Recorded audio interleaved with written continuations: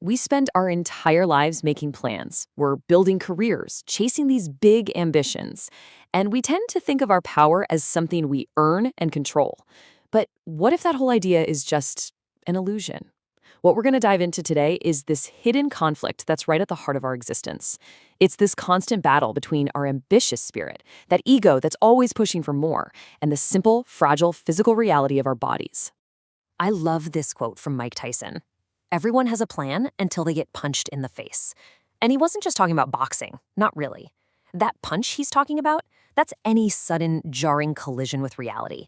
And sometimes the most surprising punch is the one that comes from our very own bodies, completely out of nowhere. So that really brings us to the central theme here, the plan versus the punch.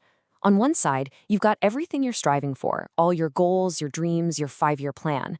And on the other side, well, that's the unpredictable, undeniable power of your own biology to just hit pause on everything.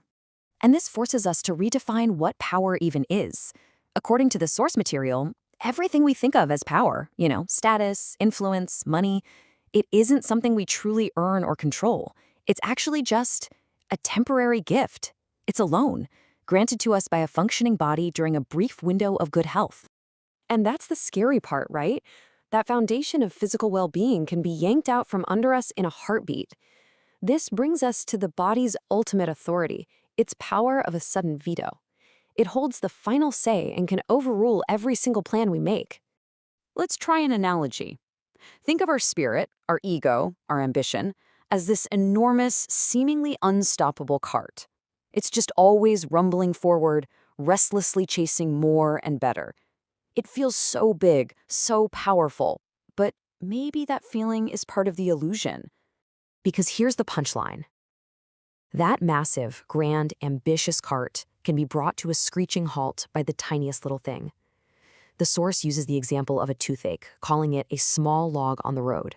And that's all it takes, right? Something that small can completely overturn the entire grand project of who you think you are. The philosopher Martin Heidegger had a brilliant way of describing this. He called it the broken tool analogy. Think about a hammer. When it's working perfectly, you're not thinking about the hammer itself. You're just thinking about hitting the nail. It's basically an extension of you. But the second it breaks, it's not a tool anymore. It's just a broken object in your way. And it's the exact same thing with our bodies. As long as our body works, it's just a tool we use for our plans. The moment it fails, it stops being a tool, and it just becomes a body in pain. So what happens to us when that tool finally breaks?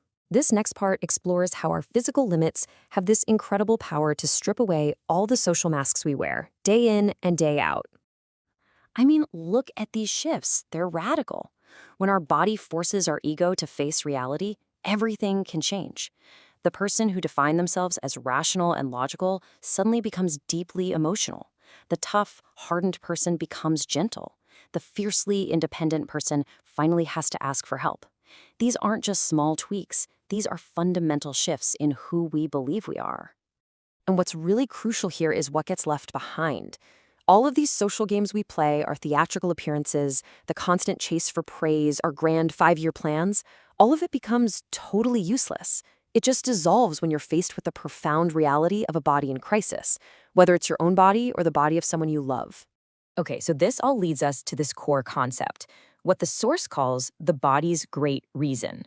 It's this fundamental biological logic that underpins our entire existence, a logic that, frankly, our modern culture tries really, really hard to ignore. And this is a powerful critique, isn't it? The source is basically arguing that our culture's constant pursuit of pleasure, that whole mantra of live in the moment and just feel good, is a kind of lie we tell ourselves. It's a way we try to convince ourselves that we can somehow escape the basic, unchangeable facts of our own biology. But this is not a new problem. This has been around forever. Even ancient philosophers like the Stoics understood this completely. They taught that you don't fight or ignore your body's limits. You learn to reconcile with them. You accept them as an inescapable, fundamental part of what it means to be alive. So this all leaves us with one final, and I think pretty profound question to reflect on. In those quiet moments, moments of pain or fatigue or just weakness, your body is trying to communicate with you. It's asserting its great reason. And the real question is, when it speaks, What does your ambitious, plan making spirit actually hear?